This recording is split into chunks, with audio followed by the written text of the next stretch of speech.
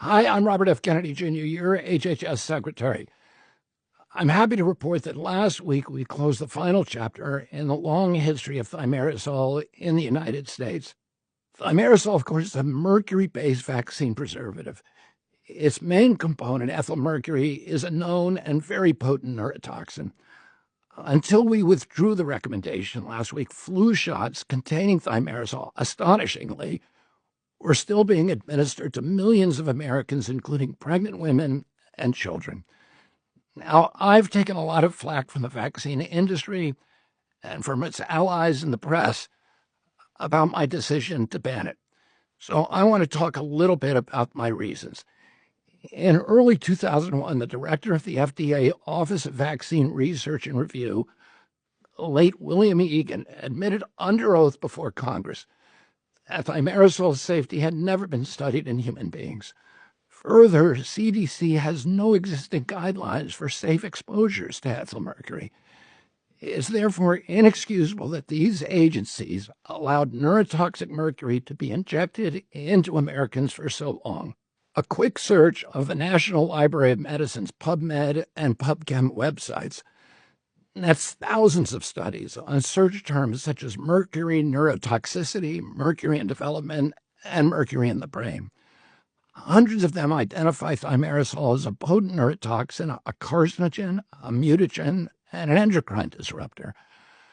But let's put all that peer-reviewed science aside and just look at what the government itself and the vaccine industry say about thimerosal.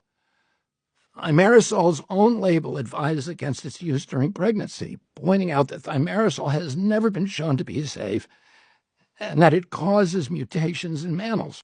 Thimerisol's material safety data sheet acknowledges that thimerosal is toxic, that it has nervous system and reproductive effects, that it's mutagenic in mammalian cells, that exposure to mercury and thimerosal in utero and in children could cause mild to severe mental retardation and mild to severe motor coordination impairment.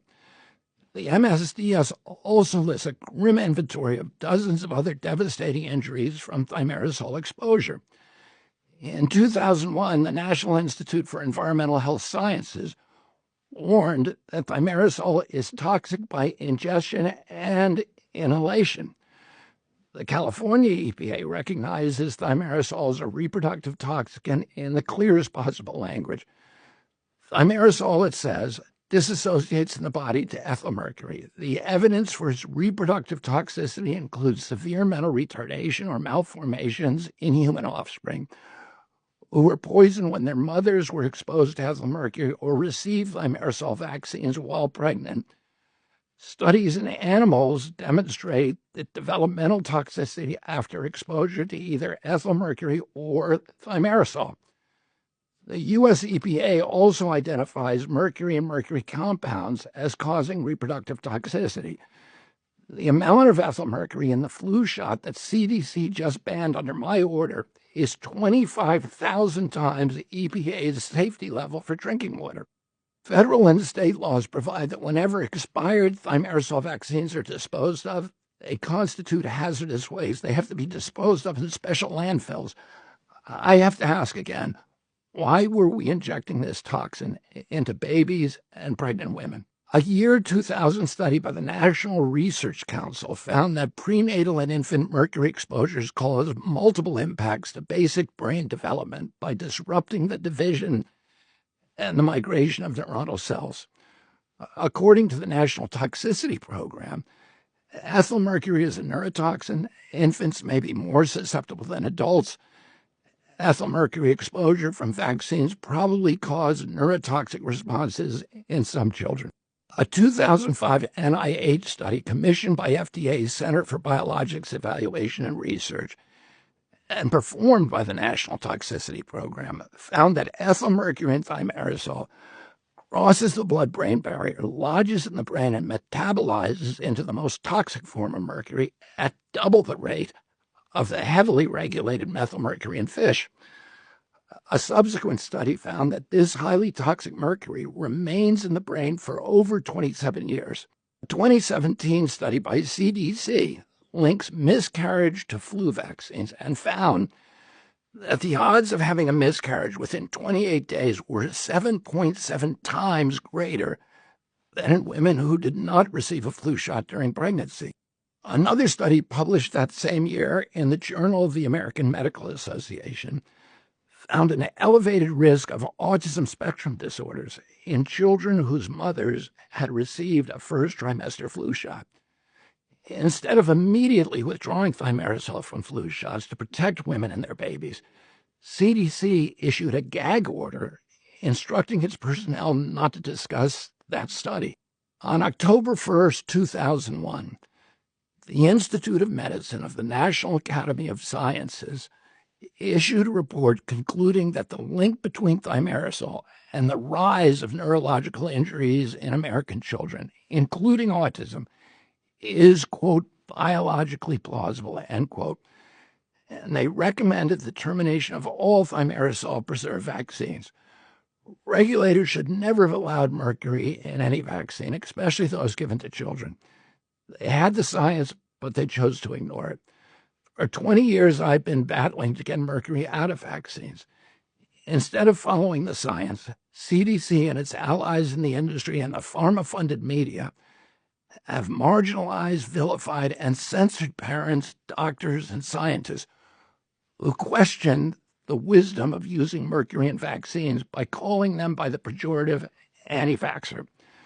I've been trying to get mercury out of fish for 40 years, and nobody called me anti-fish. That's the pattern we've seen for too long. Companies protect profits by suppressing the science, and regulators lie to the public and look the other way. But this pattern ends now under President Trump's new HHS. I'm happy to announce that my newly appointed CDC Advisory Committee on Immunization Practices voted in June to recommend a full ban on mercury-containing preservatives in all vaccines, including flu shots. I formally approved that recommendation last week.